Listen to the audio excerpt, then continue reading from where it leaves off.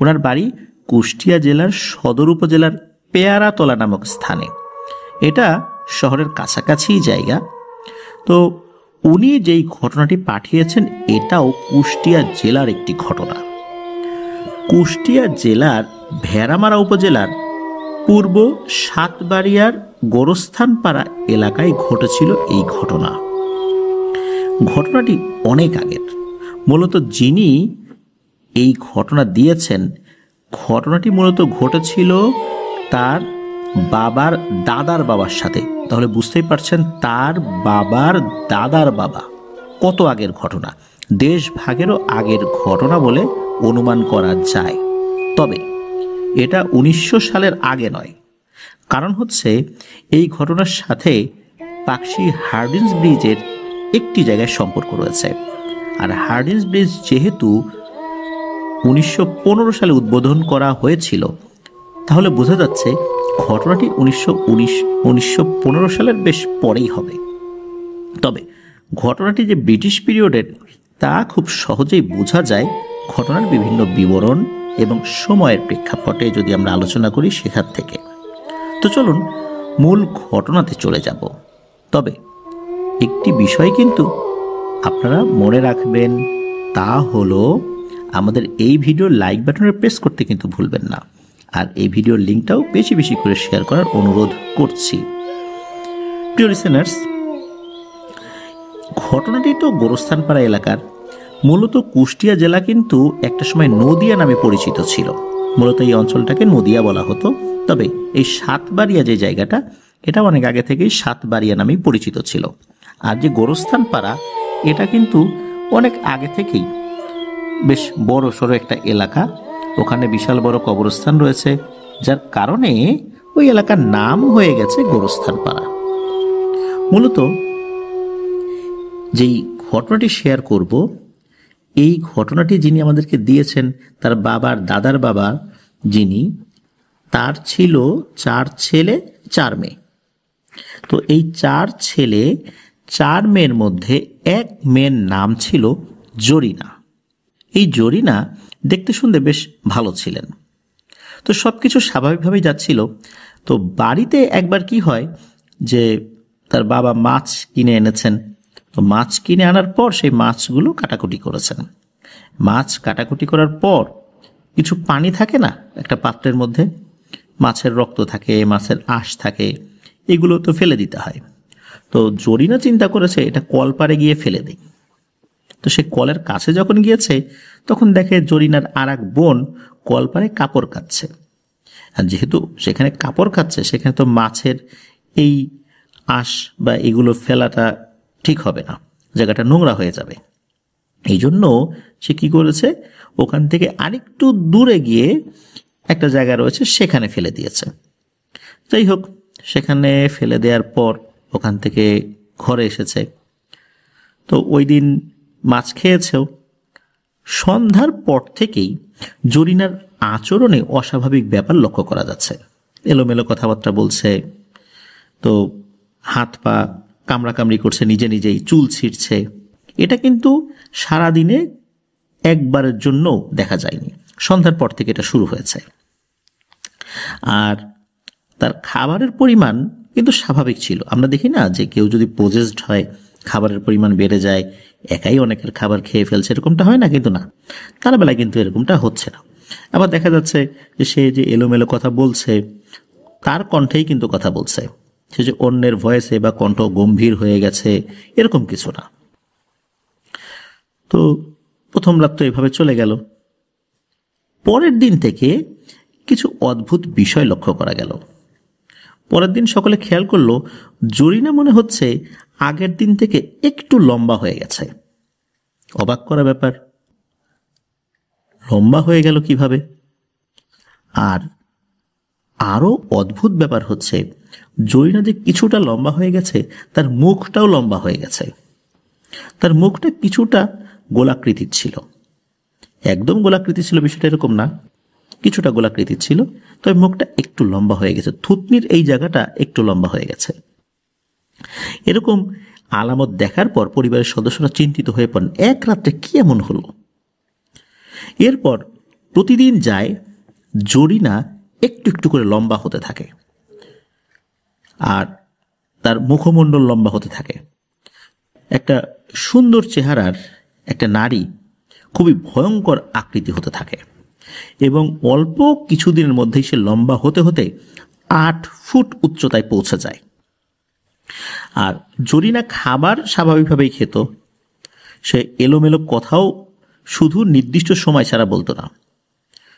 সন্ধ্যার সময় আর ভর দুপুরবেলা সে এলোমেলো কথাবার্তা বলতো, পাগলের মতো আচরণ করত, নিজের চুল টেনে ছিঁড়ে ফেলতো, নিজের হাত পা কামড়াকামড়ি করতো। এছাড়া কিন্তু সারাদিনের অন্য সময়গুলোতে সে খুব স্বাভাবিকভাবে জীবনযাপন করত। জরিনার এই অদ্ভুত পরিবর্তনের কারণ তো সকলেই বুঝতে পেরেছে, নিশ্চয়ই কোনো প্যারানর্মাল ব্যাপার ঘটেছে। খোঁজখবর নিয়ে একজন কবিরাজকে আনা হলো।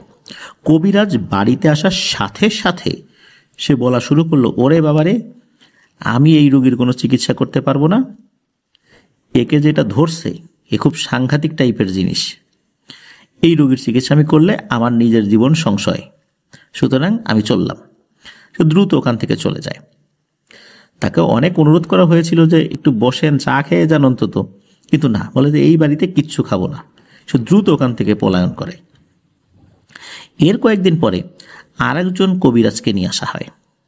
তো সেই কবিরাজ জরিনাকে দেখে, দেখার পরে বলে যে জরিনাকে যেই জিনিসটা ধরেছে এইটার নামও আমি উচ্চারণ করতে পারবো না, তবে জরিনা আস্তে আস্তে আরো একটু লম্বা হওয়ার পর এই লম্বা হওয়ার প্রক্রিয়াটা থেমে যাবে আর এরপরই জরিনা মারা যাবে, এটা বলে দেন। তো এই কথা শোনার পর পরিবারের সদস্যরা তো হতাশ হয়ে পড়েন যে চোখের সামনে এরকম একটা মেয়ের মৃত্যু হয়ে যাবে, এটা কি মেনে নেওয়া যায়? তারা কিন্তু তাদের চেষ্টা চালিয়েই যাচ্ছিলেন। এরই মধ্যে ঘটে এক ঘটনা। গ্রামে কিন্তু একটা সময় দেখা যেত যে কিছু লোকজন লেইস ফিতা বিক্রি করত। একটা সুটকেসের মতো কাচের একটা কাঠের ফ্রেমের একটা সুটকেসের মতো থাকতো। এটা অনেকেই হয়তো বা দেখেছেন, এখন আসলে এটা খুব একটা দেখা যায় না। এখনও বাংলাদেশে এগুলো এইভাবে বিক্রি হয় কিনা তাও আমি জানি না, আমি ছোটবেলায় দেখেছি।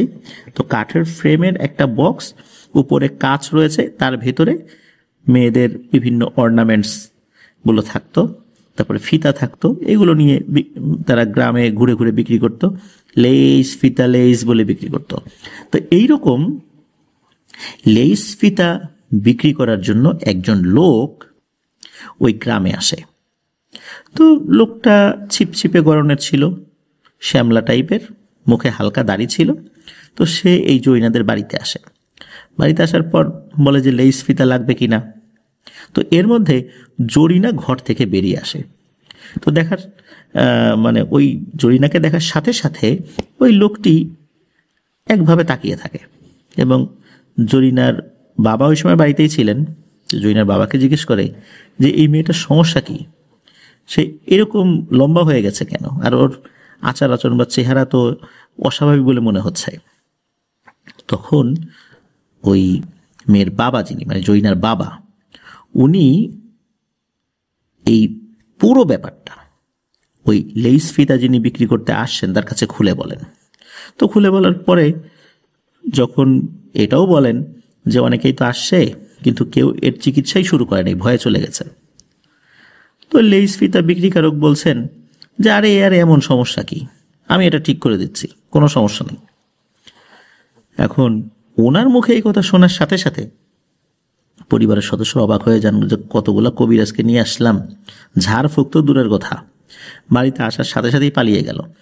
আর ইনি বলতেছেন এর সমস্যা তেমন কিছু না, উনি এটা সারিয়ে দেবেন। তো ভালো, যদি সারাতে পারে ভালো। তখন ওই লোকটা বলেন যে আমাকে 3টা কুচ ফল দেন। কোথাও এটা কোচ ফল, কুচ ফল এগুলো বলে আর কি। তো 3টা কুচ ফল দেন, আর একটা কাঁসার বাটি দেন, একটা কাঁসার চামচ দেন। তো আরেকটা ব্যাপার, সেটা হলো ওই লোকটা যে এই লেইস ফিতা বিক্রি করতো তার হাতে একটা ডুগডুগি ছিল। আমরা অনেক সময় আইসক্রিম বিক্রেতাদের হাতে ডুগডুগিগুলো দেখতাম, এখনও যারা বানর খেলা দেখায় বা এই টাইপের সাপ খেলা বা এরকম কিছু দেখায় তাদের হাতে ডুগডুগি থাকে। তো উনি এই ডুগডুগি বাজাতেন। তো অল্প সময়ের মধ্যেই এই কোচফল বা কুচফল যেটাই বলি না কেন আমরা, 3টা কোচফল এনে দেয়া হয়। এরপর 2টো বৃত্ত আঁকা হয়, একটা বৃত্তের মধ্যে জরিনাকে বসানো হয়। জরিনার আচার আচরণ তখন কিন্তু স্বাভাবিকই ছিল, আর ওই সময় কিন্তু দিনের বেলা 11:30 বাজে বা 12টা বাজে এরকম আর কি সময়। আর আরেকটা বৃত্তের মধ্যে ওই লেইস ফিতা বিক্রেতা বসেন। বসার পর এই 3টা কুচফল কাঁসার বাটির নিচে রাখা হয়, আর উনি এক হাতে, বিশেষ করে বাম হাতে উনি ডুগডুগি বাজাচ্ছেন, আর ডান হাতে এই কাঁসার বাটির উপরে ওই কাঁসার চামচ দিয়ে টুং টুং টুং টুং টুং টুং এরকম শব্দ করছেন। তো আবার আর এক হাতে ডুগডুগি বাজাচ্ছেন। তো এর মধ্যে কি হয়, হঠাৎ করে এই জরিনা বমি করার ভাব শুরু করে, মানে ওয়াক ওয়াক এরকম করছে কিন্তু তার বমি হচ্ছে না, কিন্তু জরিনা এরকম করেই যাচ্ছে। এর মধ্যে কি হয়, হঠাৎ করে জরিনার গলা থেকে একটা এই কুচফল বের হয়। একটা বের হলো, কিছুক্ষণ পরে আর একটা বের হলো, তারপর আর একটা বের হলো। এরপর জরিনা একটু স্বাভাবিক হলো, তখন আর তার বমি বমি আসছে না। আর এরপরই মূলত ওই যে যিনি লেইস ফিতা বিক্রেতা, উনি ওই বাটির উপর চামচ দিয়ে আঘাত করা থামিয়ে দেন এবং বলেন যে আপনাদের সমস্যা শেষ, জরিনা ঠিক হয়ে গেছে, ওর আর কোনো সমস্যা নেই। আর ওই যে 3টা কুচফল বের হলো, ওইটা উনি হাতে নিলেন। হাতে নেওয়ার পর ওই বাটিটা উনি সরালেন। দেখা গেল যে বাটির নিচে 3টা কুচফল রাখা হয়েছিল, সেই 3টা কুচফল এখানে আর নাই। উপস্থিত কিন্তু বেশ কিছু লোক এটা দেখেছে। তো দেখার পর সকলে চিন্তা করলো এই 3টা কুচফল কোথায় গেল, আর জরিনার গলা দিয়ে কেন 3টা কুচফল বের হলো। তো এই বিষয়ে যখন ওনারা জিজ্ঞেস করলেন, ওই লেইস ফিতা বিক্রেতা কোনো উত্তরই দিলেন না। বললেন যে এইগুলো আমাদের চিকিৎসার একটা পদ্ধতি, এটা নিয়ে আপনাদের সাথে আর কোনো কথা বলবো না, আপনার মেয়ে ঠিক হয়ে গেছে, কোনো সমস্যা নেই। তো দেখা গেল মেয়েটার মধ্যে আসলেই একটা পরিবর্তন এসেছে, এবং অল্প সময়ের মধ্যেই মনে হলো জরিনার মুখটা একটু একটু করে স্বাভাবিক হতে শুরু করেছে। তবে কবিরাজ বললেন যে ওর পরিপূর্ণভাবে ঠিক হয়ে যেতে, আগের মতো হয়ে যেতে 10-12 দিন সময় লেগে যেতে পারে। তো এটা তো নিয়ে আর কোনো প্রবলেম নাই, লাগুক 10-12 দিন, ওটা তো কোনো ব্যাপার না। এখন ওই যিনি লেইস ফিতা বিক্রেতা, তাকে ওই পরিবার থেকে অফার করা হলো যে কিছু টাকা পয়সা নেন, কিন্তু তিনি কোনো টাকা পয়সা নেবেন না, বললেন যে না, আমি এটার বিনিময়ে কোনো টাকা নিতে পারবো না। তখন ওই পরিবারের যিনি কর্তা, মানে জরিনার বাবা, তিনি খুব করে অনুরোধ করলেন যে আপনি অন্তত আমাদের বাড়িতে 4টা ডাল ভাত খেয়ে যান, দুপুরবেলা গেরস্থ বাড়ি থেকে তো এভাবে খালি মুখে যেতে হয় না, এতে গেরস্থের অকল্যাণ হয়। এটা গ্রামের একটা মানুষের ধারণা, তবে ধারণাটা ভুল, বিষয়টা এরকম না। কারণ অবশ্যই দুপুরবেলা কোনো মেহমান আসলে তাকে খাইয়ে বিদায় করা, এটা আমাদের বাঙালিদের একটা চিরাচরিত মানে একটা নিয়ম বা মেহমানদারির একটা পদ্ধতি, এটা বহুকাল ধরে হয়ে আসছে, যেটা এখনও গ্রামীণ অঞ্চলে এই চিরাচরিত নিয়মটা ফলো করা হয়। তো সেই আঙ্গিকেই মূলত তাকে অনুরোধ করা হয়। অনেক অনুরোধের পর উনি বলেন আচ্ছা ঠিক আছে, আমি খেয়ে যাব। এরপর উনি কী করেন, ওনার কাঁধে একটা ঝোলা ছিল, আর হাতে যে লেইস ফিতা বিক্রি করার আরও একটা যে বক্স ছিল সেটা তো ছিলই। তো উনি ওনার যে ডুগডুগিটা, এই ডুগডুগিটা ওনার ঝোলার মধ্যে রেখেছেন। ঝোলার মধ্যে রেখে ওই ঝোলাটা ঘরের একটা কোনায় রেখে উনি কলপারে, মানে চাপ কল যেখানে থাকে আর কি, সেখানে হাত ধুতে গেছেন। এর মধ্যে কি হয়েছে, ওই বাড়িরই 5-6 বছর বয়সী একটা ছেলে, সে ওই যে দেখেছে ডুগডুগি বাজাতে, ওই ডুগডুগিটা তার খুব ভালো লেগেছে, এবং সে এটাও খেয়াল করেছে এই লেইস ফিতা বিক্রেতা উনি ওই ডুগডুগিটা তার ঝোলার মধ্যে রেখেছেন। ওই ছেলেটা কি করেছে, যখন দেখেছে যে ওই লেইস ফিতা বিক্রেতা কলপারে হাত মুখ ধুচ্ছেন, তখন এই ছেলেটা ওই ঝোলার ভেতর থেকে ডুগডুগিটা নিয়ে সে একটা ঘরে ঢুকে বাজাতে গিয়েছে ডুগডুগি। হঠাৎ করে প্রচণ্ড জোরে এক চিৎকার, আর এই চিৎকার শোনার সাথে সাথে ওই বাড়ির লোকজন তো দৌড়ে ঘরে ঢুকে গেছে, আর ওই লেস ফিতা বিক্রেতাও উনিও দ্রুত দৌড়ে ঘরে ঢুকে গেছেন। গিয়ে দেখা গেল একটা বীভৎস দৃশ্য। ওই যে বাচ্চাটা, ওই বাচ্চাটা ঘাড় মটকানো অবস্থায়, মটকানো বলতে যে ঘাড়টা এমনভাবে ঘুরিয়ে দেওয়া হয়েছে যে মাথাটা আমাদের পিঠের দিকে চলে আসছে, এরকমটা অবস্থা। তো এইভাবে ছেলেটাকে নির্মমভাবে হত্যা করা হয়েছে, আর ছেলেটার মুখ দিয়ে তাজা রক্ত বের হচ্ছে। এই দৃশ্য দেখার সাথে সাথে পরিবারের সদস্যরা তারা কান্নায় ভেঙে পড়লেও ওই যে যিনি লেস ফিতা বিক্রেতা উনি চিৎকার দিয়ে বলে ওঠেন, সর্বনাশ, এইটা কি হলো? আপনারা কেউ বাঁচবেন না, আমিও বাঁচব না, সর্বনাশ হয়ে গেছে। আপনারা কি জানেন যে কে মুক্তি পেয়েছে? এখন আপনারা জানেন না। এখন বাঁচার আর উপায় নাই, আমারও বাঁচার উপায় নাই, আপনাদেরও বাঁচার উপায় নাই। আপনারা তো শুধু দেখেছেন যে আমি একটা কাঁসার বাটির উপরে কাঁসার চামচ দিয়ে টুংটুং করে বাজাচ্ছি আর হাতে ডুগডুগি বাজাচ্ছি। ওই সময়ে আমি 500 জিনকে চালান করেছি, আর যাকে ধরার জন্য চালান করেছি তার নাম হচ্ছে ইয়ারু।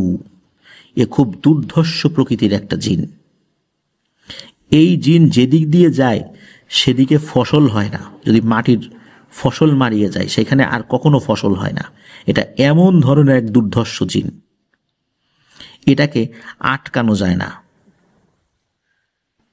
আর এই জিনটাকেই এখন মুক্তি দেয়া হয়ে গেছে। এই ডুগডুগি আমার হাতে ছাড়া অন্য কারো হাতে পড়লে সর্বনাশ হয়ে যায়। এখন যা হওয়ার তাই হয়ে গেছে, এক মুহূর্তই করব না। আপনারা আপনাদের চিন্তা করেন, আমি আমার চিন্তা করি। এই বলে দ্রুত ওই ডুগডুগিটা হাতে নিয়ে উনি ওখান থেকে চলে যান।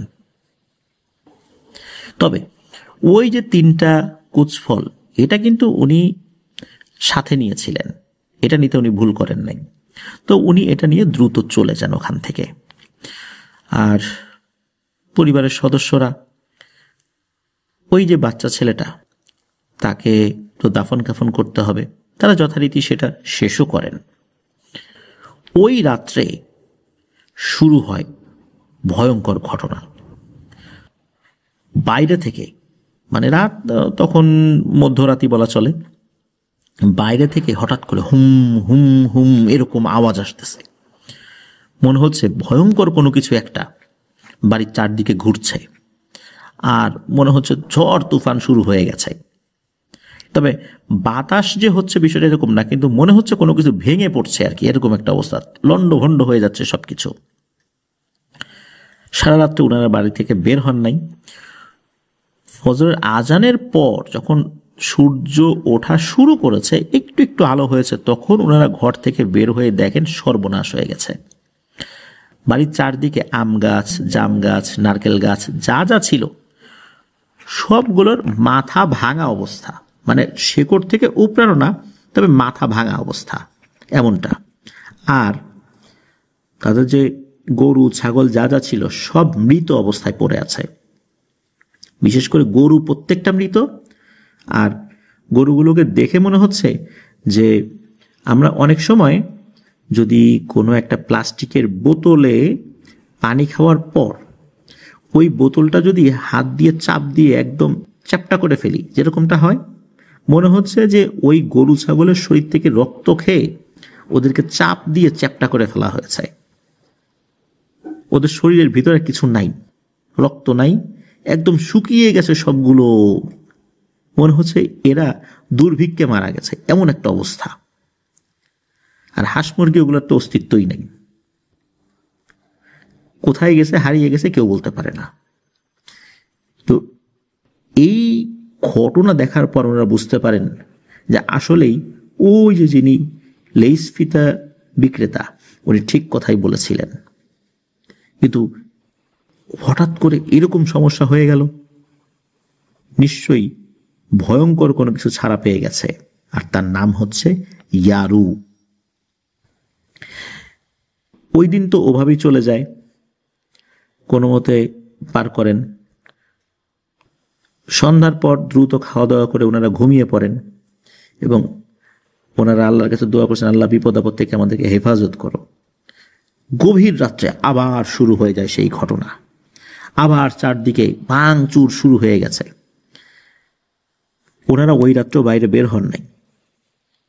যখন সকালবেলা ওনারা বের হয়েছেন, বের হওয়ার পর দেখা যায় ওনারা শুধু যেই ঘরগুলোতে থাকতেন সেই ঘর ছাড়া একটা ঘরও আসতো নাই, সবগুলো একদম তছনছ করে মাটির সাথে মিশিয়ে দিয়েছে।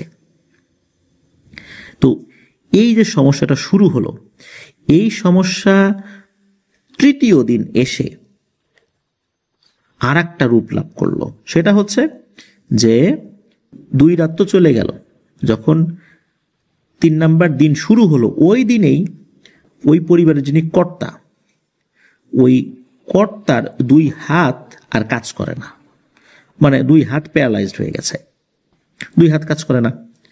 তখন ওই পরিবারে ওই ব্যক্তি 4 জন ছেলের মধ্যে এক ছেলে, তিনি চিন্তা করলেন যে এইভাবে তো চলতে দেয়া যায় না।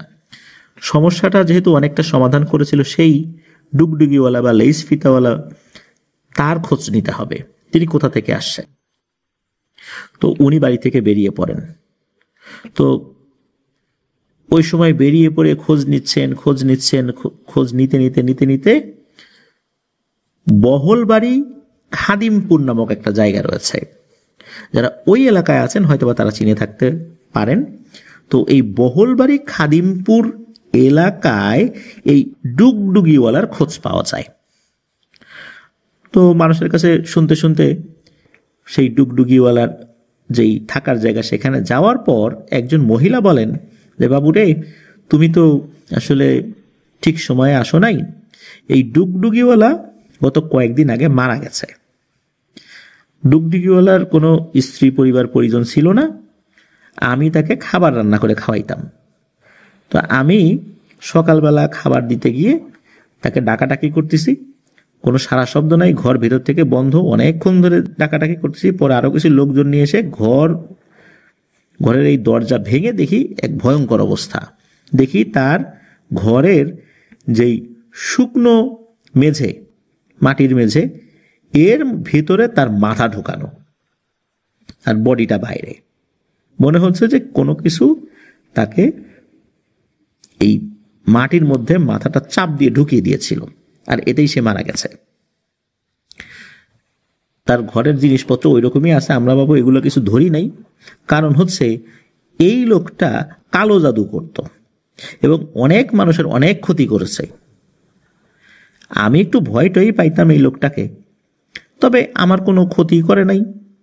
উপকার বলতে আমি তাকে খাওয়াইতাম, এর জন্য সে টাকা দিত, আমার এতটুকু উপকার হতো, আর টাকা পয়সা কখনো সে বাকি রাখতো না। তবে এর বাড়ি কোথায় তা আমি ঠিক ভালো করে বলতে পারি না, অনেকদিন ধরে এদিকে আছে। তো এই বহলবাড়ি খাদিমপুরে এই ডুগডুগিওয়ালা বা লেইস ফিতাওয়ালার বাড়িতে যখন এই লোকটি এসে এই ধরনের কথা শোনার পর উনি খুব অবাক হন যে ইনি কালো জাদু করেন, উনি মানুষের ক্ষতি করেন, তাহলে আমাদের কেন উপকার করলো? এই বিষয়টা না তার মাথায় ধরে না।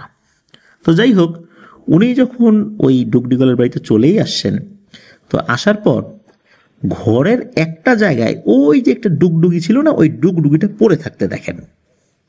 তো ওইটা পড়ে থাকতে দেখার পর উনি ওই ডুগডুগিটা হাতে নেন। হাতে নেওয়ার পর একটা অদ্ভুত জিনিস দেখতে পান ওই ডুগডুগির সাথে অদ্ভুত কিছু জিনিস বাঁধা রয়েছে, যেমন ছোট ছোট পাথরের মতো কিছু একটা, তারপরে ছোট ছোট তাবিজের মতো কিছু, এরকম বেশ কিছু জিনিস বাঁধা রয়েছে।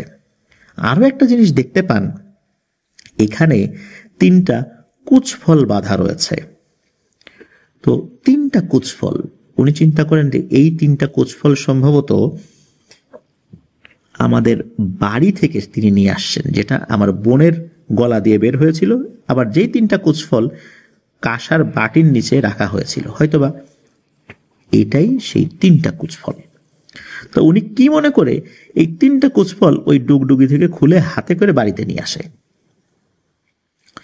তো উনি তো বাড়িতে চলে আসছেন, বাড়িতে আসার পর এই ব্যাপারটা পরিবারকে খুলে বলেন। এদিকে তার বাবা তো 2 হাত প্যারালাইজড হয়ে আছে এবং অসুস্থ হয়ে পড়েছেন। তবে কেউ মেলাতে পারছেন না যে এই খারাপ লোকটা কেন তাদেরকে আগ বাড়িয়ে উপকার করতে গেল। এইটা তো কোনো হিসাবেই আসে না, কারণ তার তো এটা করার কথা না।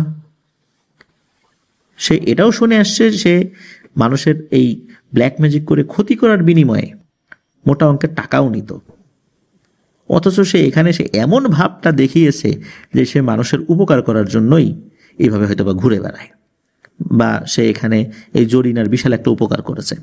এই বিষয়টা তারা কোনোভাবেই মেলাতে পারে না। এরই মধ্যে যখন রাত নেমে আসে, ওই রাতে আবারও তাণ্ডব শুরু হয়। যথারীতি এই রাত্রে ওনারা বাইরে বের হন নাই, কিন্তু সকালবেলা ওই বাড়ির যিনি কর্তা, মানে আমাদেরকে যিনি ঘটনা দিয়েছেন রবি ভাই, আর রবি ভাইকে যিনি দিয়েছেন তার বাবার দাদার বাবা, উনি মারা গিয়েছিলেন। আর পরদিন সকালবেলা থেকেই তার স্ত্রী, তার আবার 1 হাত প্যারালাইজড হয়ে যায়। যেহেতু তার 1 হাত প্যারালাইজড হয়ে গেছে, তার মানে হচ্ছে তারও আর 1 হাত প্যারালাইজড হয়ে যাবে বা শরীর প্যারালাইজড হয়ে মারা যাবেন। এইভাবেই পরিবারের সকলে মারা যাবেন। এখন এইভাবে তো বসে থাকা যায় না। পরিবারের একজন সদস্য মারা গিয়েছে, পরিবারের কর্তা মারা গিয়েছে, তাকে দ্রুত দাফন কাফন করে এখন সবচেয়ে বড় দায়িত্ব হয়ে পড়ে যে এই সমস্যা থেকে কিভাবে আল্লাহর অশেষ রহমতে রক্ষা পাওয়া যায়। এখন কিভাবে কি করবেন কিছুই তো মাথায় ধরে না, কারণ কার কাছে যাবেন, কি করবেন। লোকমুখে জিজ্ঞেস করলেন যে কার কাছে যাই, কি করি। তখন কয়েকজন লোক পরামর্শ দিল যে তুমি কুষ্টিয়ার গোলাপনগরের কাছে এক হুজুর আছে, তার কাছে যাও। তো হুজুরের নামটা বলতে পারেন, অনেক আগের তো নাম বলা সম্ভব হয়নি আর কি, বা জানাও ওইভাবে সম্ভব হয়নি। তো উনি তখন কি করেন, কুষ্টিয়ার গোলাপনগরের কাছে একজন হুজুর আছে, তার সাথে গিয়ে দেখা করেন। তার সাথে গিয়ে দেখা করার পর বলেন যে এই ব্যাপার, এই ধরনের ঘটনা ঘটেছে, আর ইয়ারু নামে একজনের কথা বলেছে যে খুব দুর্ধর্ষ টাইপের একটা জিন। ইয়ারুর কথা শোনার সাথে সাথে সেই হুজুর নড়ে চড়ে বসে, বলে যে ইয়ারু, তুমি কি জানো যে এই ইয়ারুকে আমি একবার বন্দি করেছিলাম, ও আবার মুক্তি পেয়ে গেছে। কিন্তু কিভাবে মুক্তি পেল, ও আবার ছাড়া পেয়ে গেছে, তাহলে তো ভয়ঙ্কর তাণ্ডব চালাবে এখন। তখন ওই হুজুর বলতে থাকেন তাকে যে কিভাবে উনি ইয়ারুকে বন্দি করেছিলেন, বা ইয়ারু আসলে কে, আর ইয়ারুর সাথে তার কথা হয়েছিল কিভাবে হলো, সেই বিষয়টা উনি বলেন। আমাদের এই ঘটনার মধ্যে এটাও একটা ঘটনা, কারণ এটা না বললে আসলে ইয়ারু ঘটনাটা অসমাপ্ত থেকে যাবে। তো হুজুর উনি বলতে থাকেন যে উনি যে গ্রামে থাকেন, এই গোলাপনগর, এই গোলাপনগরে বেশ কিছু বছর আগে একটা সমস্যা দেখা দেয়। সেটা হলো যে ওই গোলাপনগরের একজন মাঝি, মাঝি বলতে আসলে মাঝিও বলা ঠিক হবে না, উনি মূলত একজন মাছ বিক্রেতা, জেলে। তো তার নাম হচ্ছে মোজাম্মেল। তো এই মোজাম্মেল একদিন মাছ ধরতে গিয়ে আর বাড়িতে ফেরত আসে নাই, গায়েব হয়ে যায়। তার ডেড বডিও পাওয়া যায়নি। মূলত মোজাম্মেল তখন এই পাকশি হার্ডিন্স ব্রিজের আশেপাশে উনি একটা নৌকা নিয়ে মাছ ধরতেন, আর মাছ ধরায় তার যথেষ্ট পারদর্শিতা ছিল। অনেকেই তার কাছ থেকে মাছ কিনতো, এমনকি আগে থেকে বায়নাও দিয়ে রাখত যে মাছ পেলে তাকে যেন আগে দেয়। তো এতটা জনপ্রিয়তা ছিল মোজাম্মেলের, আর মাছ আল্লাহর রহমতে সে ভালোই পেত, যার কারণে এই জনপ্রিয়তাটা সৃষ্টি হয়েছিল। তো এই মোজাম্মেল হঠাৎ করেই হারিয়ে যায়, তাকে তো আর পাওয়া যায় না। এর একদিন পর হঠাৎ করে একটা 12-13 বছর বয়সী মেয়ে গোসল করতে গিয়ে নদীতে হারিয়ে যায়, তারও ডেড বডি পাওয়া যায় না। তো চিন্তায় পড়ে যায় কি ব্যাপার, মোজাম্মেল হারিয়ে গেল। তারপরে একটা মেয়ে হারিয়ে গেল। তো ওনারা তো আসলে কোনো কিছুই বুঝতে পারছিলেন না যে কি হচ্ছে। তো ওই সময় তো পদ্মা অনেক খরস্রোতা ছিল, প্রমত্তা পদ্মা বলতে আমরা যেটা বুঝি সেরকম ছিল। তবে যারা হারিয়ে গেছে প্রত্যেকেই সাঁতারে পারদর্শী, এবং যেই জায়গা থেকে হারিয়েছে ওখানে নদীর ঘাট ছিল, সেখান থেকে আসলে ওইভাবে হারিয়ে যাওয়ার কথা না, এবং অনেক দিনের মধ্যে ওখান থেকে কেউ হারায়ও নাই। তাহলে কেন এরকমটা হলো? কাকতালীয়ভাবে যদি মেনেও নেওয়া যায়, কিন্তু একটা বিষয় কোনোভাবে মেনে নেওয়া যায় না, পরের দিন আর একটা বাচ্চা ছেলে, 6-7 বছরের বয়সে একটা বাচ্চা ছেলে, সেও হারিয়ে যায়। পরপর 3 দিন হারিয়ে গেল। এই 3 দিনের মধ্যে প্রথমে তো হারিয়েছিল মোজাম্মেলের কোনো খোঁজ খবর নাই, আর অন্যদের তো নাই। তাহলে তারা কেন হারিয়ে গেল? মোজাম্মেলের নৌকা রয়েছে, মোজাম্মেল নাই, আর অন্য দুইজনের কথা তো বাদই দিলাম। এরা আসলে কোথায় গেল? তখন লোকজন এই বিষয়টা নিয়ে খুব চিন্তিত হয়ে পড়ে। তো এরই মাঝে কি হয়, একজন মাঝি, উনি আবার কি করতেন, রূপপুর, যেটা ঈশ্বরদী থানায় আর কি, উনি কি করতেন, মাঝে মাঝে ওনার নৌকায় মালামাল নিয়ে ওই রূপপুরে দিতে যেতেন। তো উনি এরকম কিছু মালামাল নিয়ে রূপপুরে দিয়ে ফিরতে ফিরতে রাত হয়ে গিয়েছিল। ওনার নৌকায় ছোট্ট একটা হারিকেন ছিল, তো উনি নৌকাটা বেয়ে অন্য পাশে যাচ্ছিলেন আর কি। তো উনি যখন মাঝ নদীতে চলে আসছেন, হঠাৎ করে দেখেন যে মাঝ নদীতে বড় পাথরের মতো কোনো কিছু একটা, বা পাহাড়ের মতো কিছু একটা দেখা যায়। তো উনি এইখানে এই জিনিস দেখে খুব অবাক হন, কেননা এইখানে তো এরকম পাহাড়ের মতো কোনো কিছু থাকার কথা না। উনি কি করেছেন, একটু নৌকা নিয়ে একটা সাইডে গেছেন, এখানে জিনিসটা কি আসলে এটা বোঝার জন্য।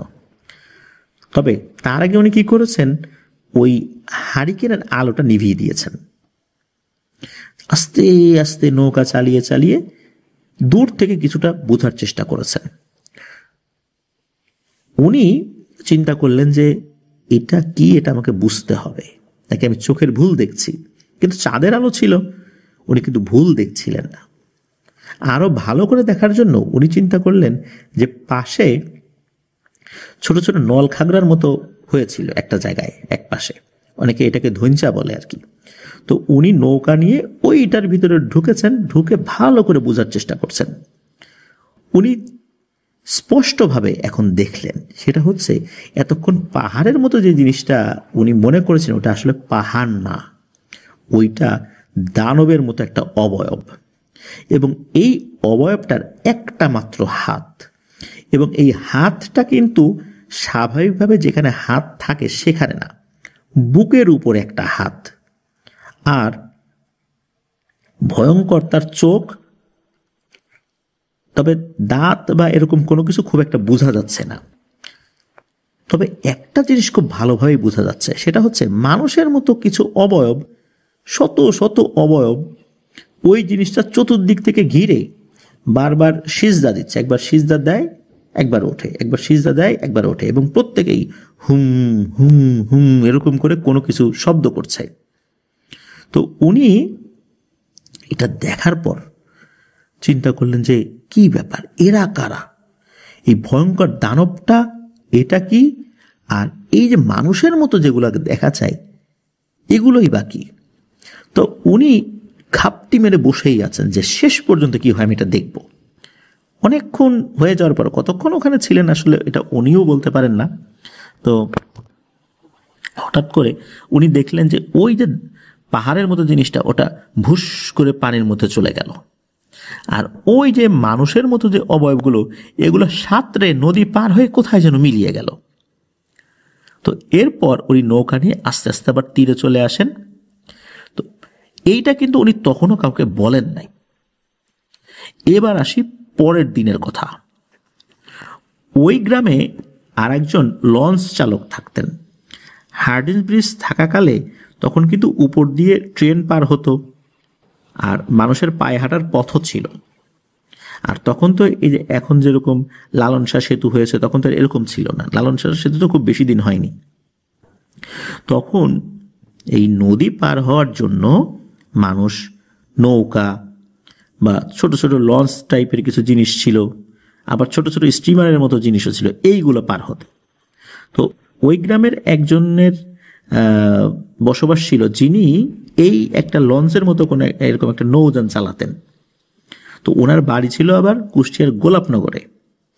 তো উনি এই পাশে এটা চালিয়ে যাত্রী নামিয়ে দেন, কিন্তু দেখেন যে বেশ অনেকক্ষণ অপেক্ষা করার পরে দেখেন যে এই পাশে আর কোনো যাত্রী নাই।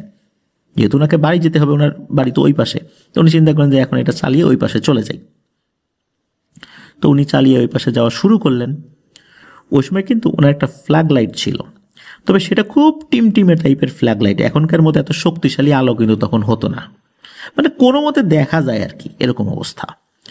তো উনি ওটা চালিয়ে যাচ্ছেন, হঠাৎ করে উনি নদীর মাঝখানে কোন একটা পাহাড়ের মতো কোন একটা অবয়ব ওনার কাছে মনে হয়, ঠিক যেমনটা আগের রাত্রে ওই যে মাঝির কাছে মনে হয়েছিল।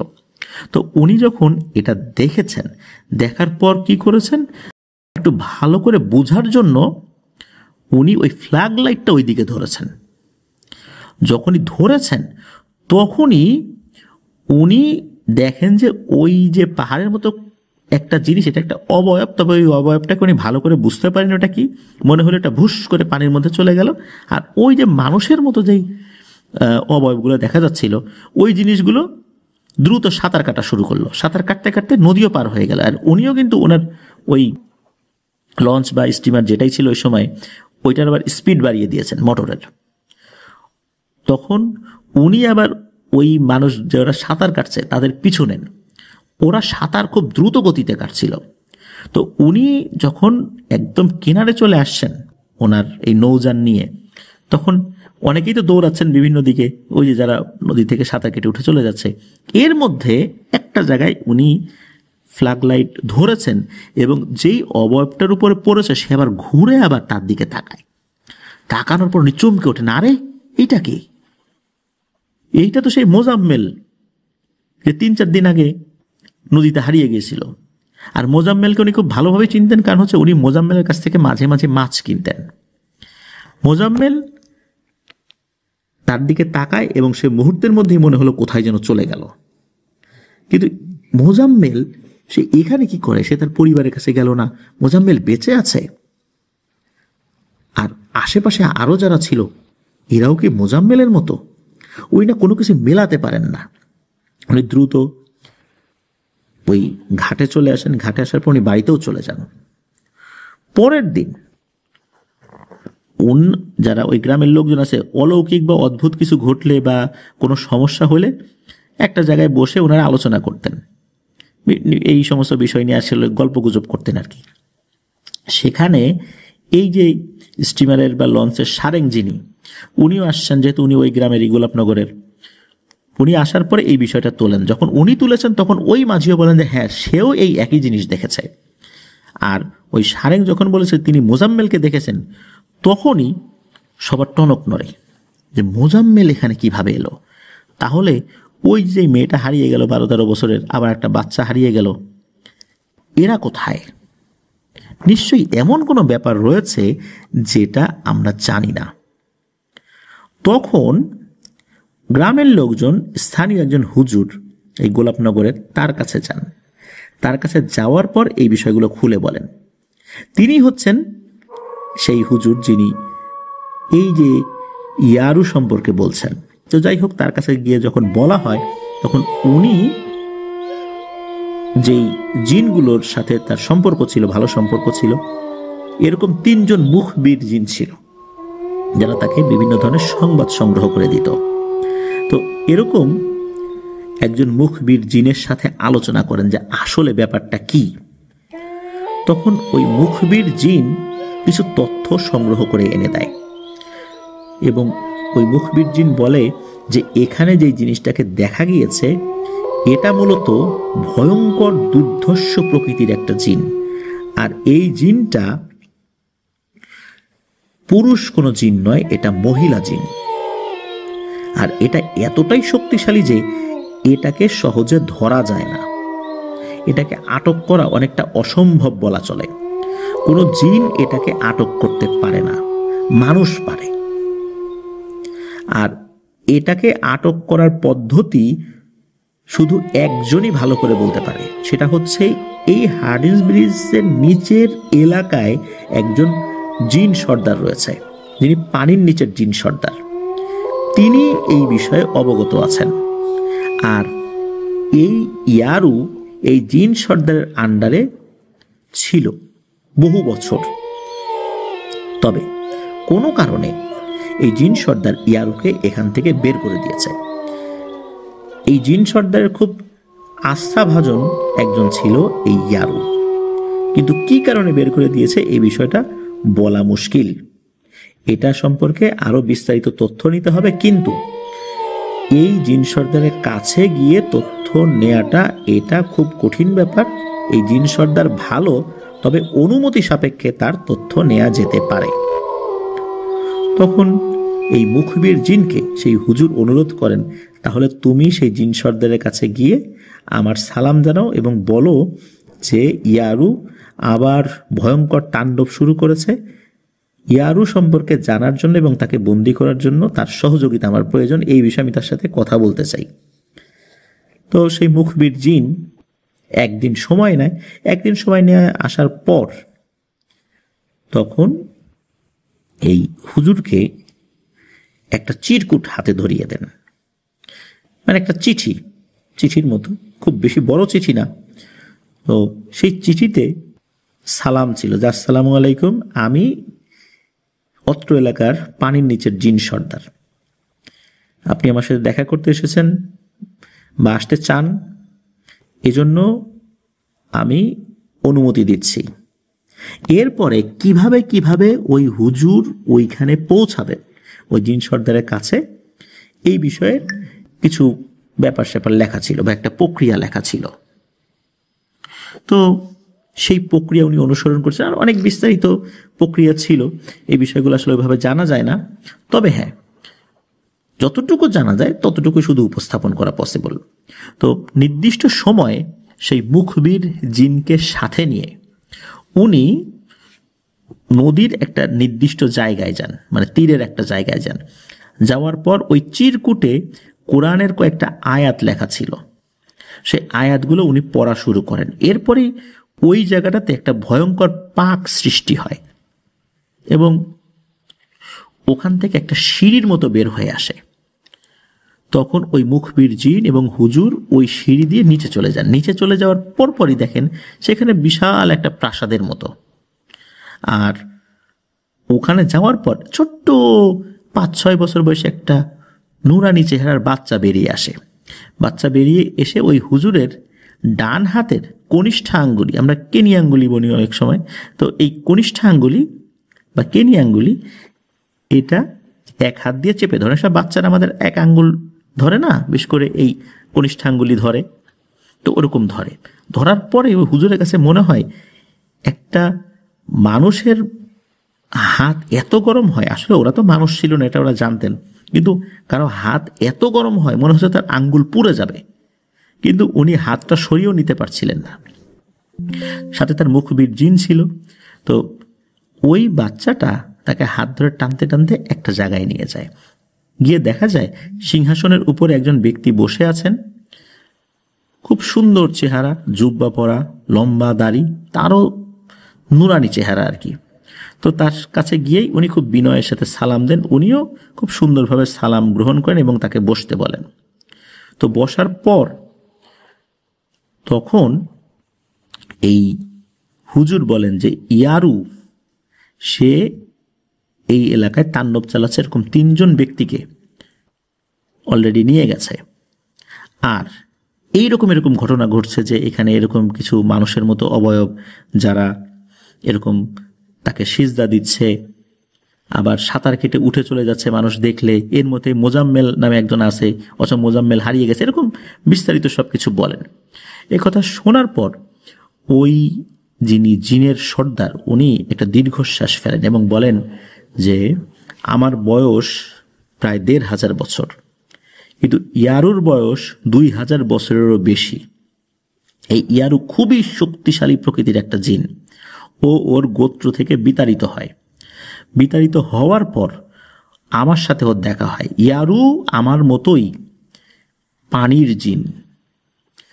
মনে রাখবা, ইয়ারু কিন্তু কখনো কোনো ব্যক্তির উপর আছর করে না, ইয়ারুকে হাজিরও করা যায় না। ইয়ারু কোনো ব্যক্তির উপর আক্রমণ করে তাকে হত্যাও করে না। ইয়ারু যাদেরকে নিয়ে গেছে তারা সবাই জীবিত আছে। ইয়ারু পুরো একটা অঞ্চলের উপর আক্রমণ করে, আর অঞ্চলের উপর আক্রমণ করে কাউকে মেরে ফেলে না, কিন্তু ওই লোকগুলা হারিয়ে যায়। আর এই হারিয়ে যাওয়া লোকগুলোকে নিয়েই ও একটা বিশেষ সেনাবাহিনী তৈরি করছে, এবং এই সেনাবাহিনীর মোকাবেলা করা জিনদের জন্য খুব কঠিন হয়ে যাবে। তবে এই লোকগুলোকে আর ফেরত পাওয়া যাবে না কখনো। তবে ইয়ারুকে আটকানোর পদ্ধতি আমি বলতে পারবো। তবে মনে রাখবা, ইয়ারুকে কোনো মানুষ আটকাতে পারে, জিন না।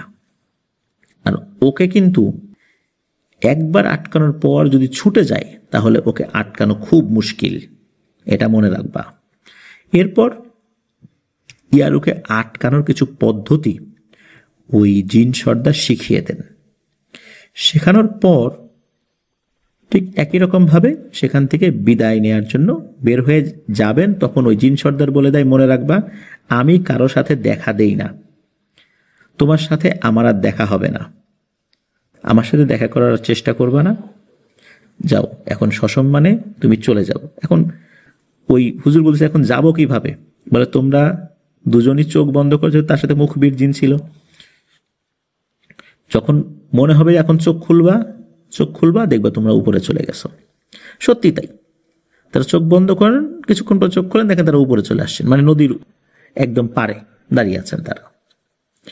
তো ওখান থেকে চলে আসার পর শুরু হয়ে যায় সেই হুজুরের কাজ, ইয়ারুকে বন্দি করতে হবে।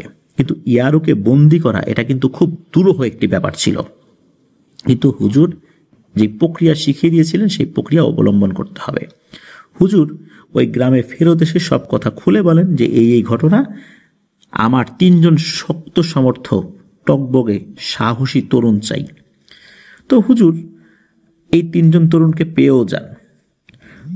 ওখানে অনেক মানুষের উপস্থিতি ছিল যদিও বা, তবে হুজুর নিষেধ করেছিলেন যে এখানে আপনারা চাইলে আসতে পারেন, তবে না আসাটাই ভালো, যে কারো ক্ষতি হয়ে যেতে পারে। মূলত রাতের বেলা এই কাজটি করতে হবে।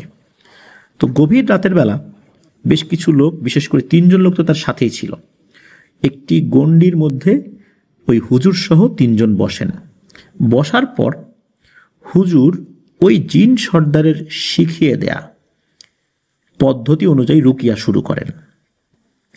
আর সবচাইতে অদ্ভুত ব্যাপার হচ্ছে, এই যে 3 জন সাহসী পুরুষ ওই গণ্ডির মধ্যে বসে আছে, তাদের প্রত্যেকের হাতে একটা চিরকুট ছিল, দোয়া লেখা ছিল, সেই দোয়াগুলো পড়তে বলা হয়েছিল, আর সেই সাথে তাদের হাতে একটি করে কুচফল ছিল। তো তারা তো বসে আছে, তো হুজুর তো তার ওই পদ্ধতি অনুযায়ী শুরু করে দিয়েছেন রুকিয়া। অল্প সময়ের মধ্যে নদীতে ভয়ঙ্কর পাক সৃষ্টি হয়, আর ওই পাকের ভেতর থেকে একটা ভয়ঙ্কর অবয়ব বের হয়ে আসে। এই অবয়বটাকে সর্বপ্রথম এই হুজুরই খুব ভালোভাবে দেখেছে।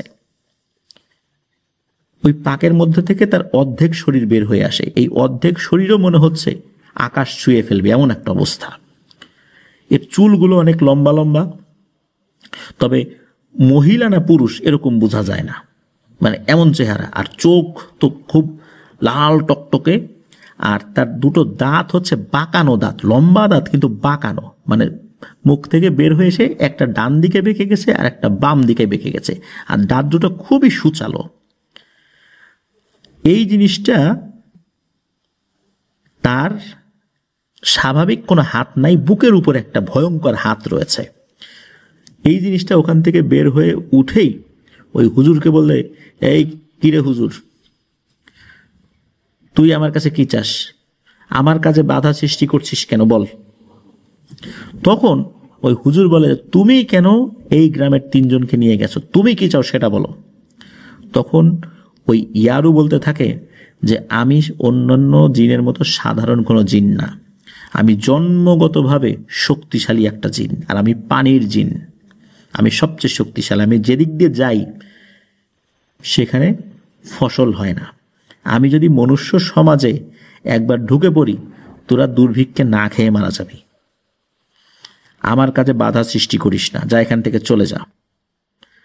তখন হুজুরের সাথে তার অনেক বাকবিতণ্ডা হয়। ইয়ারু নিজে থেকেই বলতে থাকে তার জন্মস্থান হচ্ছে ইরাকে। ইরাকের কোনো একটা প্রদেশের নাম বলেছিল, যেটা পরবর্তীতে আর এটা জানা যায় নাই আসলে।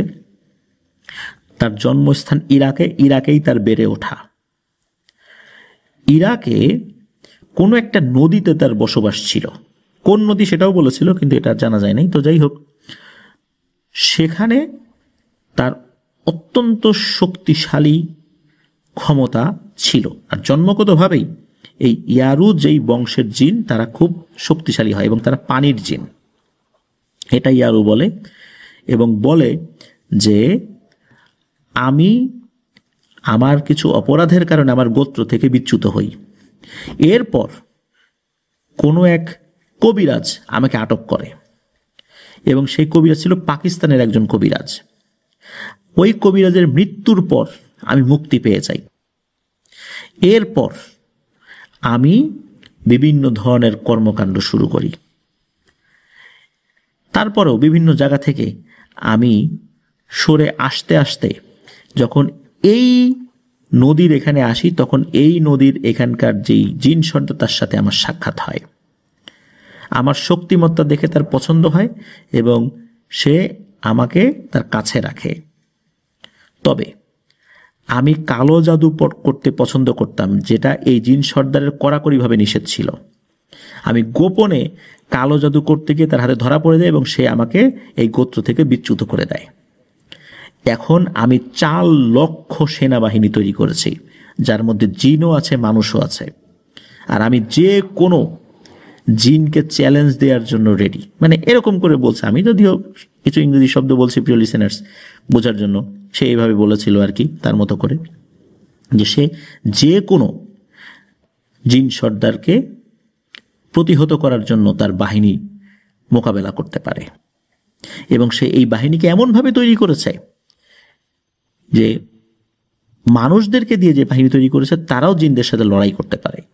তাহলে বুঝুন প্রিয় লিসেনার্স, কি জটিল একটা বিষয় এখানে রয়েছে, কি রহস্য এখানে রয়েছে, যেটা আমরা আগে কখনো জানিই না, বা আমি জানতেও পারি নাই যে এইরকম কোনো ঘটনা হতে পারে। তো এই যে ইয়ারু, সে এটা কিন্তু বলছে তাকে, এবং সে বলেছে যে তার 4 লক্ষের একটা বাহিনী রেডি হয়ে গেছে। হুজুর এটা শোনার পর উনি তো সেই জিন সর্দারের শিখিয়ে দেওয়া সেই আমল শুরু করেছেন। তো একটা পর্যায়ে দেখা গেল যে এই যেই 3 জন সাহসী যুবক বসে আছেন, তারা তো প্রচন্ড ভয় পেয়েছেন, তারা উঠে দৌড় দেবেন এমন একটা অবস্থা। হুজুর বলেন, তোমরা যদি এখন উঠে দৌড় দাও, মৃত্যু ছাড়া কোনো গতি নেই, ইয়ারও কিন্তু ধরে ফেলবে তোমাদেরকে, সাথে সাথে মারা যাবা। আর ওই যে দূরে কিছু লোকজন, অতি উৎসাহী লোকজন, যারা দেখার চেষ্টা করেছিল, নদীতে পাক সৃষ্টি হয় এবং ইয়ারুর উঠে আসা দেখেই ওরা ওখান থেকে ভেগে চলে গেছে। তবে তাদের কোনো ক্ষতি হয় নাই ওইখানে, তারা ওইটা দেখেই দৌড় দিয়েছে, তো এই জন্য তাদের কোনো ক্ষতি করার সুযোগই পায় নাই ইয়ারু। ইয়ারু আস্তে আস্তে মনে হচ্ছে যে 3টা ভাগে ভাগ হয়ে যাচ্ছে, ওর বডিটা 3টা ভাগে ভাগ হয়ে যাচ্ছে, এরকমটা মনে হচ্ছে। আর ওই যে 3 জন সাহসী যুবক বসে আছে, ওনারাও কিন্তু দোয়া পড়ছেন, তাদেরকে যেটা শিখিয়ে দেওয়া হয়েছে, এবং তাদের প্রত্যেকের হাতের মধ্যে কিন্তু সেই কুচফল। দেখা গেল যে একটা পর্যায়ে এসে ইয়ারুর শরীরটা 3টা কালো ধোঁয়ার মতো হয়ে গেল, এবং ওই যে ওদের হাতের মধ্যে যে কুচফল, 3টা ধোঁয়া ওই 3টা কুচফলের মধ্যে ঢুকে গেল। আর যখন ঢুকে গেছে, ওদের হাত মনে হচ্ছে মানে জ্বলে যাচ্ছে। ঢুকে যাওয়ার পর হুজুর আলহামদুলিল্লাহ বললেন যে হ্যাঁ, কাজ শেষ। যখন ওদেরকে হাত খুলতে বললেন, দেখা গেল তাদের হাতে ফোসকা পড়ে গেছে, মানে ওইটা এতটা গরম ছিল। পরে হুজুর এই 3টা কুচফলকে 3টা বোতলে ভরে এটা কোনো একটা জায়গায় উনি পুঁতে দিয়েছিলেন। তো এই পর্যন্ত হুজুর বলেন যে এই হলো ঘটনা। ইয়ারুকে আমি বন্দি করেছিলাম, আর এইভাবেই আমি ওকে আবার এই কুচফলের ভিতরে আটকে সেই বোতলগুলো আবার মাটির নিচে পুঁতে রেখেছি। তখন এই পর্যন্ত জানার পর হুজুর তো আসলে জানতেন না যে ইয়ারু মুক্তি পেয়েছে। তখন হুজুর বলেন যে আমি আরেকটু ভালো করে জেনে নেই যে ব্যাপারটা আসলে কি, কি হয়েছে, ইয়ারু কিভাবে মুক্তি পেল। তখন তার মুখবির জিনের কাছ থেকে তথ্য সংগ্রহ করার চেষ্টা করেন। তখন মুখবির জিন যে তথ্য দেয় সেটা বেশ রহস্যময়। মুখবির জিন তথ্য দেয় হুজুরকে যে এই যেই ডুগডুগিওয়ালা বা লেইস ফিতা বিক্রেতা, সে তো ব্ল্যাক ম্যাজিশিয়ান ছিল। সে কোনোভাবে জেনে গেছিল যে ইয়ারু নামক এক দুর্ধর্ষ জিনকে বন্দি করা হয়েছে কুচফলের ভিতরে, এবং সেই কুচফলটা আবার বোতলের ভেতরে দিয়ে সেই বোতলটা মাটিতে পুঁতে ফেলা হয়েছে। আর এই ব্ল্যাক ম্যাজিশিয়ান বিভিন্ন সময় বিভিন্ন জিনদেরকে বন্দি করত, এবং বন্দি করে তার ওই ডুগডুগির সাথে সে বিশেষ প্রক্রিয়ায় আটক রাখত এবং তাদেরকে দিয়ে কাজ করাতো। সবচাইতে অদ্ভুত ব্যাপার হচ্ছে যে এই যেই পরিবারের মেয়েটি, এই যে জরিনার যে প্রবলেমটা হয়েছিল, এই প্রবলেমের সাথে কিন্তু ইয়ারু জড়িত না। এখানে অন্য আর একটা জিন তার উপর প্রভাব বিস্তার করেছিল, সেই জিনটাও শক্তিশালী ছিল। কিন্তু এই যিনি ডুগডুগিওয়ালা বা লেইস ফিতা বিক্রেতা, উনি মূলত এই জায়গাতে এসেছেন বিশেষ একটা উদ্দেশ্যে। কারণ হচ্ছে এমন 3টা কুচফল ইয়ারুর প্রয়োজন ছিল চূড়ান্তভাবে মুক্তি লাভ করার জন্য, যেটা কোনো একটা জিনে ধরা রোগীর পেটের ভিতর থেকে বের করতে হবে। সেই প্রক্রিয়াটা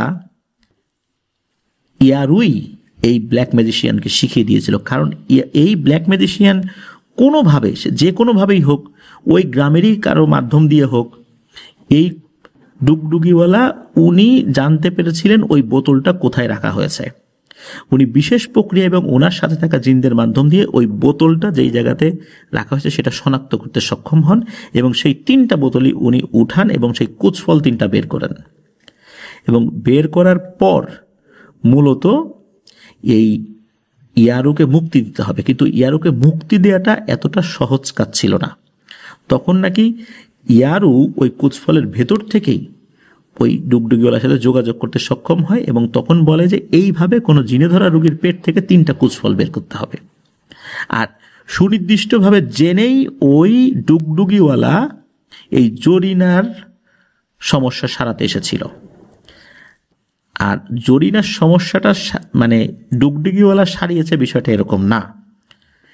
জরিনার এই জিনটাকে ইয়ারুই তাড়িয়েছে। ওই জিন যখনই টের পেয়েছে এর সাথে ইয়ারুর একটা ব্যাপার রয়েছে, ওই জিন নিজে থেকেই ভেগে চলে গেছে। আর ওই ডুগডুগিওয়ালা বলেছে যে এরকম ইয়ারু মুক্তি পেয়ে গেছে, এইটা সেইটা। এটা সত্য যে ওই ডুগডুগি অন্য কেউ বাজালে ওখানে থাকা সব জিন মুক্তি পেয়ে যাবে। ওই ডুগডুগির সাথে ওই 3টা কুচফল বাঁধা ছিল, যেটাতে ইয়ারু বন্দি ছিল। ওখানে ইয়ারু মুক্তি পেয়ে যায়, এটা ঠিক আছে। কিন্তু ওই যে 3টা কুচফল যেটা উনি পকেটে করে নিয়ে আসছিলেন, এই 3টা কুচফল কোনো একটা অজ্ঞাত কারণে ইয়ারুর প্রয়োজন ছিল।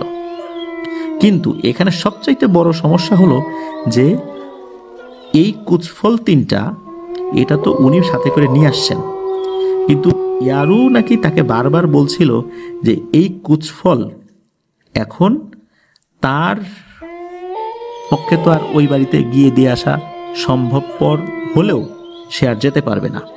ওই বাড়ির কোনো সদস্যকেই এই ডুগডুগিওয়ালার বাড়িতে এসে কুচফল 3টাকে নিয়ে যেতে হবে। এই জন্যই মূলত সে এমন একটা তাণ্ডব চালাচ্ছিল যাতে করে ওই ডুগডুগিওয়ালাকে খোঁজার জন্য ওই বাড়ির কোনো সদস্য এই ডুগডুগিওয়ালার বাড়িতে আসে। এই কারণে ইয়ারু কিন্তু এখানে সফল হয়েছে, সে আসছে। আর ইয়ারু এটাও জানতো যে এই ডুগডুগিওয়ালা পরবর্তীতে তার ক্ষতি করার চেষ্টা করতে পারে, এই জন্যই এই ডুগডুগিওয়ালাকে সে মেরে ফেলেছে। আর মেরে ফেলার পর তার যেই 3টা ওই কুচফল ওই ডুগডুগিতে বাঁধা ছিল সেটা সে নিয়ে গেছে। আর ওই যে তিনটা কুচফল এটা ওই ডুগডুগির সাথে বেঁধে রেখেছে। আর ওই ডুগডুগিটা ইচ্ছা করেই এমন একটা জায়গায় রেখেছে যাতে করে এই পরিবারের ছেলেটা এসে ওটা দেখে আগ্রহ প্রকাশ করে এবং তার মনের মধ্যে ওয়াসওয়াসা দিচ্ছে যাতে করে সে তিনটা নিয়ে যায়, এবং সে এই তিনটা আসলেই নিয়ে গেছে। এই কথা সবকিছু যখন ওই হুজুর আবার ওই ছেলেকে বলেন এবং এটাও বলেন যে তোমার কাছে তিনটা কোচফল আছে না, তখন ওই ছেলে বলে হ্যাঁ আছে তো। তখন বলেন যে তাহলে তো বুঝতেই পারতেছো যে তুমি মৃত্যু সাথে নিয়ে ঘুরতেছো, আর এই কুচফলের রহস্যটা যে আসলে কি এটা আমি আজও জানি না, যে কেন ইয়ারু এইরকম একটা কৌশল সে খেলছে। নিশ্চয়ই এখানে এমন কোনো জটিল বিষয় রয়েছে যেটা আমরা কেউ জানি না। তো যাই হোক, হুজুর তখন বলেন যে আমি আমার জীবনের সর্বশেষ চেষ্টা যেটা সেটাও করে যাব ইয়ারুকে বন্দি করার জন্য। এখন তুমি বাড়িতে চলে যাও বাপু, আমাকে আমার কাজ করতে দাও, কারণ এই বিষয়ে শুধু আমাকে ওই জিন সর্দারই সহযোগিতা করতে পারে তথ্য দিয়ে। এছাড়া ইয়ারুকে বন্দি করার অন্য কোনো পদ্ধতি আছে কিনা আমি জানি না, তার কাছ থেকে আমাকে পদ্ধতি জানতে হবে। তো উনি কি করেছেন, উনি পরবর্তীতে ওনার যে তিনজন মুখবির জিন ছিল, একটা জিনকে ইয়ারুর খবর নেওয়ার জন্য পাঠিয়েছেন যে ইয়ারু এখন কি করে, কিন্তু ওই একটা জিন খবর নিতে যাওয়ার পরে 3 দিন হয়ে যায় আর সে আসে না। উনি তো চিন্তায় পড়ে যাননি যে ইয়ারু যে বিশাল বাহিনী তৈরি করছে তাদের হাতে ধরা পড়ে গেল না তো। তার যে অন্য মুখবির জিন আছে এখন তাকেও এই বিষয়ে তথ্য নেওয়ার জন্য উনি পাঠাতে সাহস করছিলেন না। তখন যেই মুখবির জিনটা ওই যে জিন সর্দারের সাথে, মানে পানির নিচে জিন সর্দারের সাথে সাক্ষাৎ করেছিলেন, তো তাকে বলেন যে তুমি আবার সেই জিন সর্দারের কাছে গিয়ে আমার সালাম জানাও এবং বলো যে এই অবস্থা, আমি তার সাথে দেখা করতে চাই। তো উনি আবার সেই জিন সর্দারের কাছে গেছেন, যাওয়ার পর নাকি সেই জিন সর্দার খুব রেগে গেছে যে না আমি দেখা করব না কারোর সাথে, আমি বলছি না যে আমাকে আর ডাকা যাবে না, আমার সাথে ওরা দেখা হবে না, আমি যাব না, যে গিয়ে বলে দাও। তো সে আবার এসে বলছে যে হুজুর উনি তো দেখা করবেন, উনি খুব রেগে গেছেন, উনি আর দেখা করবেন না আপনার সাথে। তখন ওই মুখবির জিনকে বলছে যে তুমি আবার যাও, আবার গিয়ে তাকে অনুরোধ করো। তখন ওই মুখবির জিনটা যেতে চায় না, যে হুজুর আসলে উনি যেভাবে রেগে আছেন আবার গেলে না জানি কোন একটা অঘটন ঘটায় আমার সাথে। তখন অনেক অনুরোধ করছেন, যে অনুরোধের প্রেক্ষিতে সেই জিনটা আবার গেছে, কিন্তু এইবার যাওয়ার পর ওই জিনটার ফেরত আসে না। এতে চিন্তিত হয়ে পড়ছেন যে এই জিনটাকে আবার হত্যা করলো না তো, কারণ আগে একজনকে পাঠিয়েছি ইয়ারুর খবর নেওয়ার জন্য, সেও আসে না, আবার একে পাঠালাম এও আসে না। তখন তার সর্বশেষ যে মুখবির জিনটা ছিল তাকে যখন বলা হলো, তখন সে বলে যে আমি তো ওই জিন সর্দারের সাথে এখন দেখা করতে যাওয়ার সাহস নাই, তবে আমি আমার আর এক ভাইয়ের কি হয়েছে সেই বিষয়ে একটু তথ্য নিয়ে আসতে পারি কিনা। তো সে মোটামুটি অল্প সময়ের মধ্যে তথ্য নিয়ে আসে এবং এসে বলে যে ওই মুখবির জিনকে আটক রাখা হয়েছে, কারণ তাকে একবার ফেরত যাওয়ার পর আবার সে কেন একই অনুরোধ নিয়ে আসছে এই অপরাধে তাকে আটক করে রাখা হয়েছে। সে এখন ওখানকারই একটা জেলখানাতে রয়েছে। তখন হুজুর তো পড়ে যান প্রচন্ড চিন্তায় যে এটা কি করা যায়। এরপর হুজুর সাহস করে চিন্তা করলেন যে যেই প্রক্রিয়াতে আগে তাকে ডাকা, মানে ওই উনি তার কাছে গিয়েছিলেন, সেই একই প্রক্রিয়াতে আবার নিজেই তার কাছে যাবেন, তাছাড়া তার কোনো উপায় নাই।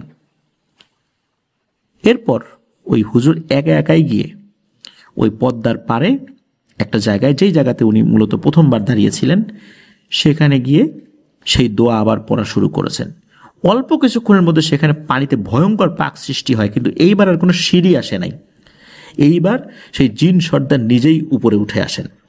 এইবার আর তার চেহারা কিন্তু নুরানি না, খুবই ভয়ঙ্কর, প্রচণ্ড রেগে ফেটে পড়ছেন, চোখ দুটো থেকে মনে হচ্ছে আগুন ঝরছে। এবং ওঠার সাথে সাথে ওই হুজুর তো খুব বিনয়ের সাথে সালাম জানিয়েছেন, তো উনি সালামের উত্তর মাথা ঝুঁকিয়ে দিয়েছেন, মানে এতটা রেগে আছেন আর কি। এবং উঠেই বলতেছেন যে এই হুজুর, আমি কি তোমাকে বলি নাই এর আগে যে আমি দেখা করব না? তারপরও তুমি কেন আমার গোত্রের একজনকে আমার কাছে পাঠাইছো? একবার পাঠাও না, 2 বার পাঠাইছো। আর ও আমার সম্পর্কে জানার পরও যেহেতু 2 বার সেই জন্য আমি ওকে আটকে রেখেছি, ওকে আমি কিন্তু হত্যা করি নাই। তুমি কেন আমাকে ডাকছো? এই ইয়ারুকে আটকানোর পদ্ধতি সম্পর্কে তুমি কি জানো না যে ইয়ারুকে কেউ একবারের বেশি আটকাতে পারে না? ওরে ইনসান, তুমি ওকে আর আটকাতে পারবা না, হাজার চেষ্টা করলেও পারবা না। ওকে কোনো জিনও আটকাতে পারে না। তুমি একবার আটকাতে পারছো, কিন্তু এইবার আর পারবা না। আর ও ইতোমধ্যে 4 লক্ষেরও বেশি একটা বাহিনী তৈরি করেছে, এবং সে এই বাহিনী নিয়ে আমার সাথে যুদ্ধ করার তারিখ ঘোষণা করছে। সে আমার সাথে যুদ্ধ করবে। আমি আমার বাহিনীকে রেডি করতেছি, তোমার কিচ্ছু করতে হবে না, তুমি বাপু বাড়ি চলে যাও। আর ভুলেও কিন্তু এরপরে আমাকে ডাকার চেষ্টা করবা না। ইয়ারুর যা ব্যবস্থা করার দরকার আমি নিচ্ছি, যাও, চলে যাও। হুজুর ওখান থেকে তাকে সালাম জানিয়ে চলে আসেন।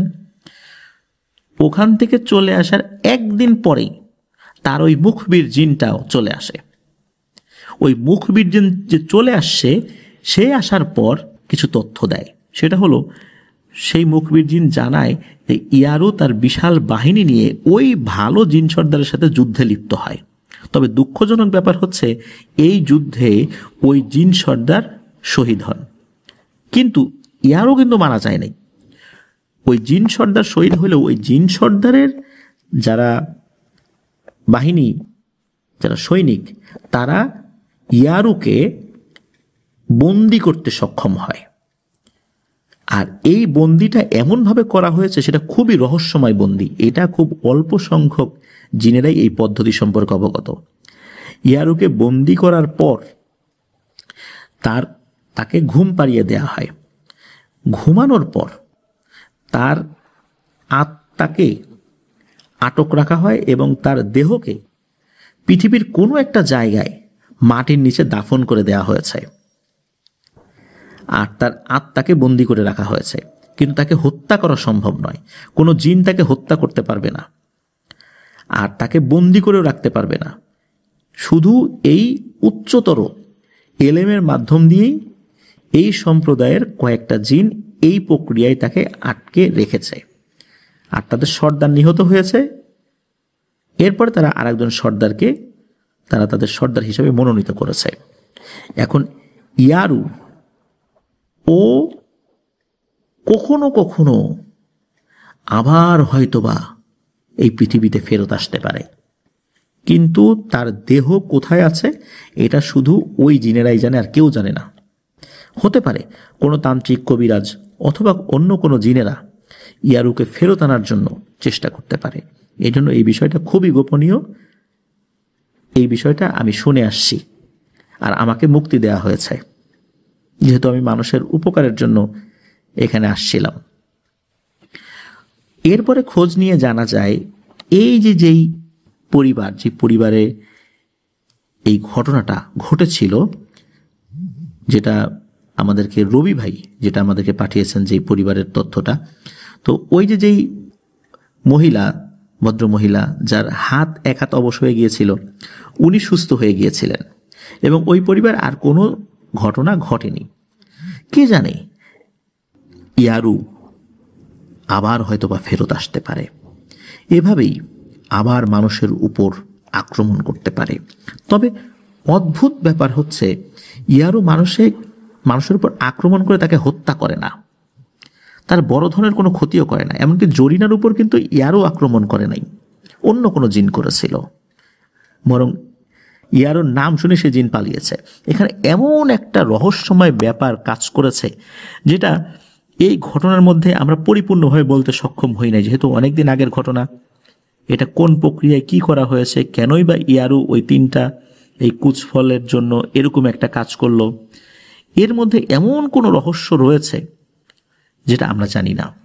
আর এই কুচফলের সাথে ইয়ারুর সম্পর্কটা কি, এটা আমরা জানি না।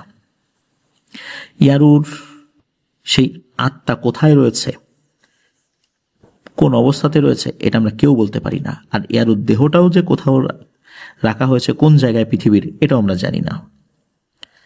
প্রিয় লিসেনার্স, কি মনে হয়, ইয়ারু কি আবার ফেরত আসবে?